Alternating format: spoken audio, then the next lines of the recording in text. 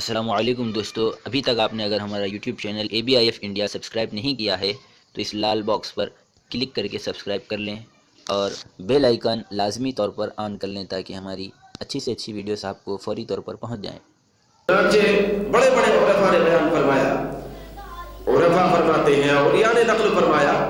سرکار پاک سرکار غوث اعظم رضی اللہ تعالیٰ عنہ ابھی اپنی والدہ کے بطن اطہر میں، یہ ابھی ولادت بھی نہیں ہوئی، والدہ کے پیٹ میں ہے، والدہ کے بطن اقدس میں ہے۔ تو اس سلسلے میں بیان کیا گیا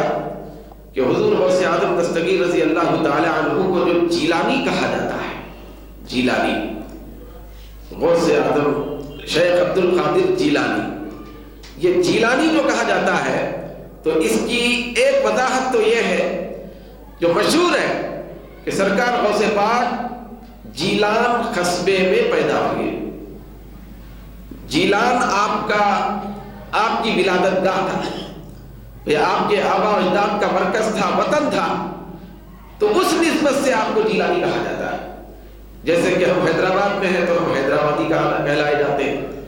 تو چونکہ آپ کی ولادت پھر آپ کی سکونت اور مسکن مولد جیلان تھا تو اس لیے آپ کو جیلانی کہا گیا۔ یہ ایک توجیہ ہے جو مشہور ہے، لیکن ایک دوسری توجیہ بھی عرفا اور اولیاء نے بیان فرمائی، وہ توجیہ یہ ہے کہ اللہ تبارک و تعالی حضرت سیدنا شیخ عبد القادر جیلانی رضی اللہ تعالی عنہ کو جب دنیا میں بھیجنا چاہا، پھر وہ اپنی والدہ کے پیٹ میں تشریف لائے، پھر آپ اپنے والدہ کے بطن اطہر میں موجود تھے، تو اللہ تبارک و تعالی ان اللہ تبارک و تعالی تجلی علیہ وہو فی بطن امہ 100 مرہ۔ پروردگار عالم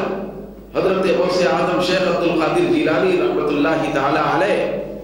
جب ان کی والدہ کے بطن اقدس میں تھے تو رب قدیر نے لطف و کرم کرتے ہوئے پیٹ میں جب تھے اس موقع پر ہی حضرت غوث اعظم دستگیر رضی اللہ تعالیٰ عنہ کے اوپر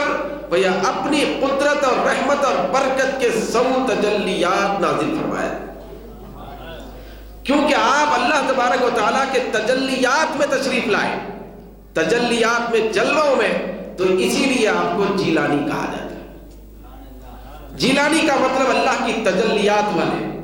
پھر اللہ تبارک و تعالیٰ کی تجلیات سے فیض پانے والے، پھر اللہ تبارک و تعالیٰ کی تجلیات اور انوار میں دنیا میں تشریف لانے والے، تو اس حساب سے بھی آپ کو جیلانی کہا گیا۔